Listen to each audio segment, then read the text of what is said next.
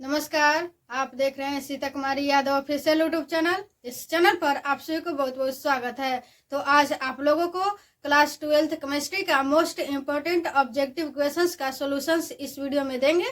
तो आप लोग वीडियो ध्यानपूर्वक देखेगा और अंत तक देखिएगा ताकि आप लोगों को अच्छे तरीके से याद हो सके और पता चल सके कि आप लोगों को पहले से कितना तैयारी था।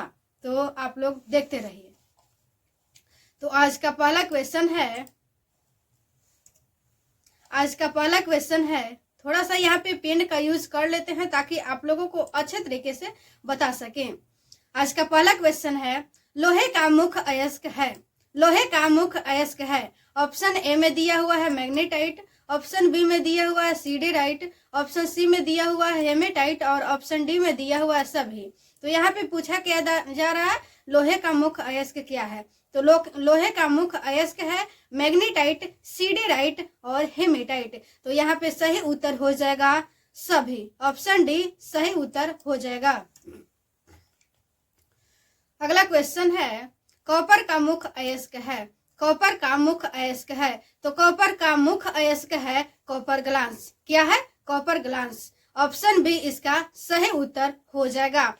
सबसे पहले आप लोग यह प्रयास कीजिएगा कि जब हम क्वेश्चंस पढ़ते हैं तो सबसे पहले आप लोग उत्तर बताने के प्रयास कीजिएगा और उसके बाद में जब हम बताएंगे तो आप लोग चेक कीजिएगा कि क्या आपका जो उत्तर बताया वह सही हुआ या गलत हुआ। उससे आप लोगों को यह पता चलेगा कि कितना पहले से तैयारी था। तो ये काम आप लोग जरूर कीजिएगा। तो अगला क्वेश्चन है, वातिया भट्टी में निम्नलिखित में किस ऑक्साइड का अपचयन होता है। वातिया भट्टी में निम्नलिखित में किस ऑक्साइड का अपचयन होता है। तो यहाँ पे किस ऑक्साइड का अपचयन होता है? आयरन ऑक्साइड का अपचयन होता है। आयरन का ऑक्साइड सही उत्तर हो जाएगा, आयरन का ऑक्साइड। अगला प्रश्न है, खनिज जिसे धातु का निष्कर्ष होता है कहा जाता है। तो खनिज जिसे धातु का निष्कर्ष होता है कहा जाता है, उसे क्या कहा जाता है? उसे कहा जाता है अयस्क। उसे क्या कहा जाता है? अयस्क कहा जाता है। खनिज जिसे धातु का निष्कर्षण होता है उसे कहा जाता है अयस्क। तो ऑप्शन ए सही उत्तर हो जाएगा। अगला क्वेश्चन है, निम्नलिखित में से कौन सा कथन सही है। निम्नलिखित में से कौन सा कथन सही है। तो यहाँ पे 4 ऑप्शन दिया हुआ है और इसमें से पूछा जा रहा है कि कौन सा कथन सही है। इसमें सही चूज करना है और जो गलत है उसको गलत कहना है। तो यहाँ पे क्या पूछा गया है कि कौन सा कथन सही है। तो यहाँ पे सही चूज करना है। तो सभी अयस्क खनिज होते हैं। क्या सभी अयस्क खनिज होते हैं? तो हाँ, सभी अयस्क खनिज होते हैं। सभी खनिज अयस्क होते हैं? तो नहीं, ये गलत है। सभी क्षार भस्म नहीं है, ये भी गलत है। इनमें सभी, यानी ये तो ऐसे ही गलत है। तो यहाँ पे पूछा क्या गया था, निम्नलिखित में से कौन सा कथन सही है। तो यहाँ पे सही हो जाएगा ऑप्शन ए, सभी अयस्क खनिज होते हैं। अगला प्रश्न है, निम्नलिखित में से कौन जिंक का अयस्क नहीं है। निम्नलिखित में से कौन जिंक का अयस्क नहीं है। तो ये आप लोग जरूर ध्यान दीजिएगा एग्जाम में नहीं पर, क्योंकि कई सारे अभ्यर्थी यहाँ पे नहीं पे ध्यान नहीं देते हैं, उसकी बजाय उसका उत्तर गलत हो जाता है। यहाँ पे क्या पूछा गया है? जिंक का अयस्क नहीं है। तो जिंक का अयस्क नहीं है क्या? बॉक्साइट। बॉक्साइट जो है वह जिंक का अयस्क नहीं है। तो ऑप्शन डी इसका सही उत्तर हो जाएगा। अगला प्रश्न है, जिंक ब्लेंड अयस्क का सांद्रण किस विधि से होता है। तो फेन उत्प्लावन विधि से होता है। ऑप्शन सी सही उत्तर हो जाएगा। अगला प्रश्न है, हीलियम का मुख्य स्रोत क्या है। हीलियम का मुख्य स्रोत क्या है। तो हीलियम का मुख्य स्रोत है सूर्य। क्या है? सूर्य। ऑप्शन सी सही उत्तर हो जाएगा।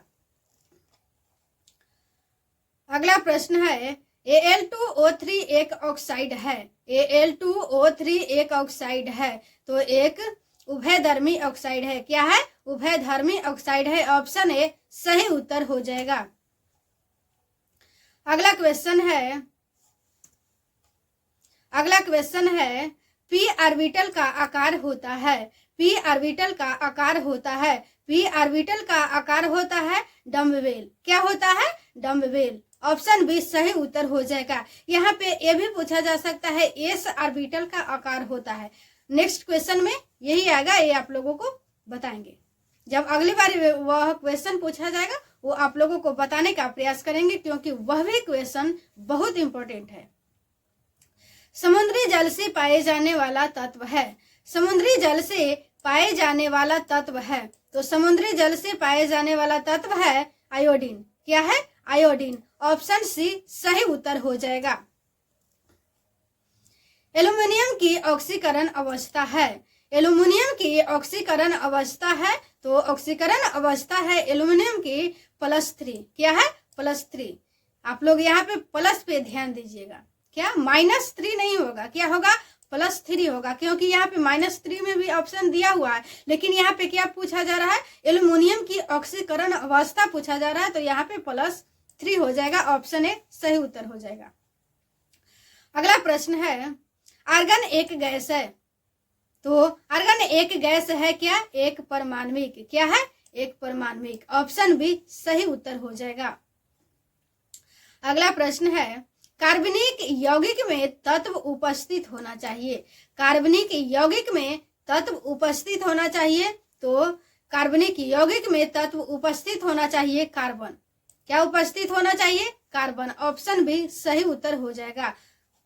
अगला प्रश्न है, निम्नलिखित में सबसे प्रबल अम्ल है, निम्नलिखित में यानी कि 4 ऑप्शन दिया हुआ है, इसमें से सबसे प्रबल अम्ल है, यानी कि सबसे प्रबल अम्ल कौन सा है? तो सबसे प्रबल अम्ल है Bi3। क्या है? Bi3। जैसे कि आप लोग देख सकते हैं, यह बहुत महत्वपूर्ण प्रश्न है।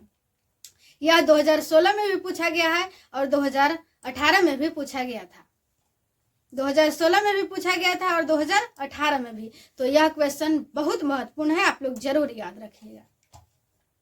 अगला है, संक्रमण तत्व है, संक्रमण तत्व है, तो संक्रमण तत्व है डी खंड के तत्व।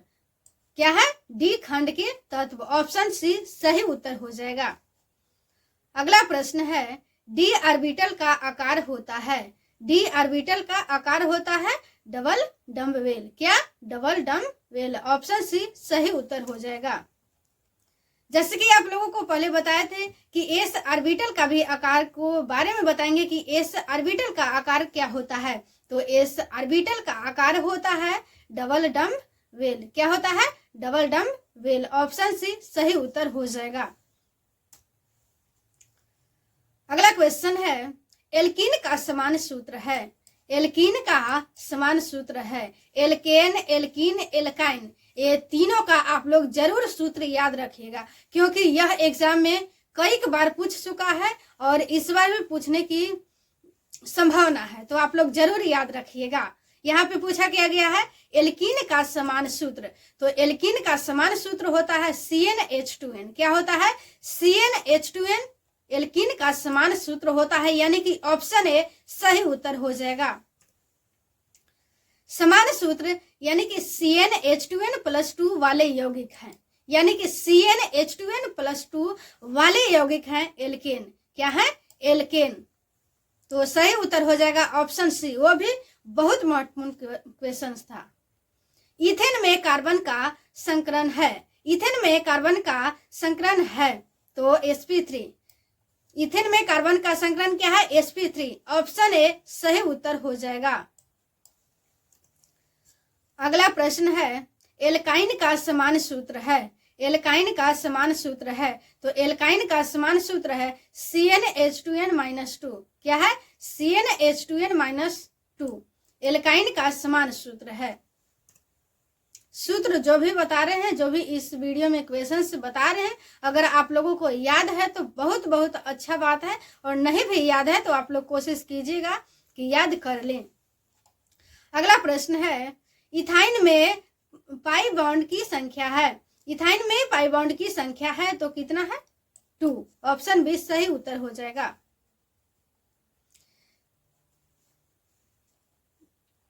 अगला क्वेश्चन है, CH3 में एंटीसेप्टिक क्रिया का कारण है, CH3 में एंटीसेप्टिक क्रिया का कारण है, तो आयोडीन मुक्त होकर निकलना। CH3 में एंटीसेप्टिक क्रिया का कारण क्या है? आयोडीन मुक्त होकर निकलना। ऑप्शन बी सही उत्तर हो जाएगा। अगला प्रश्न है विटामिन सी का मुख्य स्रोत है। विटामिन सी का मुख्य स्रोत है, तो विटामिन सी का मुख्य स्रोत है नींबू तथा संतरा। क्या है? विटामिन सी का मुख्य स्रोत क्या है? नींबू तथा संतरा। ऑप्शन ए सही उत्तर हो जाएगा। अगला प्रश्न है हीमोप्रोटीन मिलती है। हीमोप्रोटीन मिलती है रक्त में। किसमें मिलती है? रक्त में। ऑप्शन बी सही उत्तर हो जाएगा। यह भी बहुत महत्वपूर्ण क्वेश्चन है। अगला प्रश्न है ग्लूकोज में कायरल कार्बन की संख्या है। ग्लूकोज में कायरल कार्बन की संख्या है कितना? ग्लूकोज में कायरल कार्बन की संख्या होता है 4। क्या होता है? 4। ऑप्शन ए सही उत्तर हो जाएगा।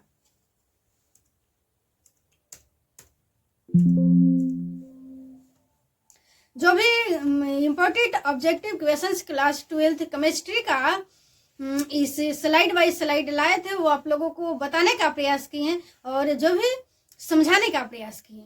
तो अगर आप लोगों को ये वीडियो अच्छा लगा होगा तो प्लीज़ वीडियो को लाइक कीजिएगा और चैनल को सब्सक्राइब कीजिएगा और अधिक से अधिक लोगों तक शेयर कीजिएगा ताकि अधिक से अधिक लोगों को इस वीडियो से बेनिफिट मिल सके।